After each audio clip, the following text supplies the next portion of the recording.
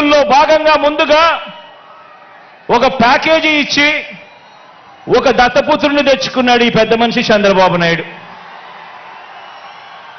దత్తపుత్రుని ఎందుకు తెచ్చుకున్నాడంటే ఈ package star అయితే సైకిల్ సీటు తనకు కావాలని అడగడు, తన వారికి సీట్లు ఇవ్వకపోయినా కూడా ఈ పెద్ద మనిషి ఈ దత్తపుత్రుడు అడగనే అడగడు. ఎందుకు ఇన్ని తక్కువ సీట్లు నాకు ఇస్తున్నావు అని చెప్పి అంతకన్నా క్వశ్చనే చెయ్యడు.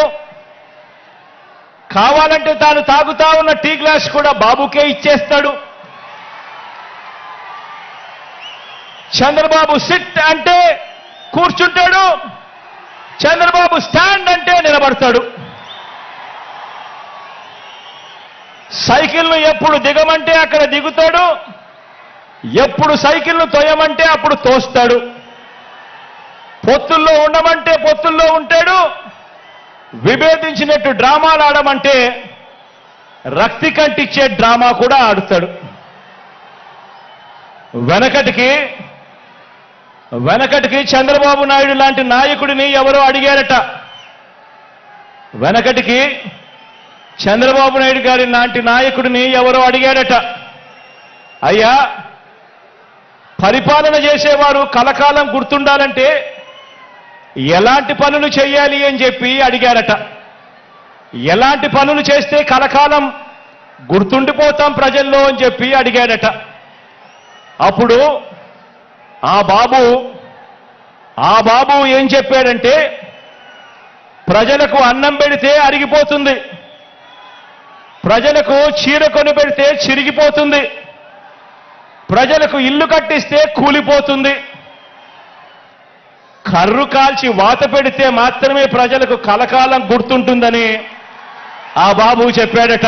మీరు జనసేనతో ఎందుకు పొత్తు పెట్టుకోవాలి, జనసేన తెలుగుదేశం ఎందుకు పెట్టుకోవాలి అంటే వీళ్ళ ఉద్దేశం మీరు ఫైట్ చేసుకోండి, ఓట్లు డివైడ్ చేసుకోండి, మేము అబద్ధాలు చెప్తాం, ప్రజల్ని మోసం చేస్తాం, మభ్య పెడతాం, మళ్ళా గెలుచుకొని రాష్ట్రాన్ని సర్వనాశనం చేస్తామనే పరిస్థితికి వచ్చారు. ఇంకొక పక్క సీట్లు అయిన తర్వాత తెలుగుదేశానికి మీకు ఎప్పుడూ లేనంత తక్కువ సీట్లు తీసుకున్నారు, ఎప్పుడు మీరు పోటీ చేయలేదు ఇన్ని తక్కువ సీట్లలో అని ఒక పక్క, ఇంకో పక్క జనసేనని నీకు తక్కువ సీట్లు వచ్చాయని అని రెచ్చగొట్టడం, బీజేపీ మీరు నేషనల్ పార్టీ ఇండియానా మీరు తీసుకునేది, మీరు గట్టిగా చెప్తే ఇంకా ఎక్కువ సీట్లు వస్తాయి కదా అంటే ఇలాంటి విధ్వంసకరమైనటువంటి రోల్ని వీళ్ళు ప్లే చేసే పరిస్థితికి వచ్చారు. ఆ రోజు పవన్ కళ్యాణ్ గురించి చెప్పింది రాష్ట్రం గెలవాలి, అదే మరి ఓటు డివైడ్ కాకూడదు, వైఎస్ఆర్ కాంగ్రెస్ పార్టీ విముక్త రాష్ట్రం కోసం మేము పనిచేస్తాం చాలా స్పష్టంగా చెప్పి ఆ మాట నిలబెట్టుకున్నాడు. నేను కూడా గర్వంగా పోకుండా 14 సంవత్సరాలు ముఖ్యమంత్రిని, లేకపోతే 22 సంవత్సరాలు మా పార్టీ రాష్ట్రంలో పరిపాలించింది, కేంద్రంలో చక్రాలు తిప్పాం, కాబట్టి నేను కూడా అన్నీ నా దగ్గరికి రావాలి, నేను ఎక్కడికి పోను, ఎవరితో అడ్జస్ట్ కానంటే అంటే ఎవరికి లాభం? ప్రజాహితం కోసం, ప్రజల కోసం, భవిష్యత్తు కోసం, భావితరాల కోసం మేము రాజీ పడ్డాం అందరం కూడా.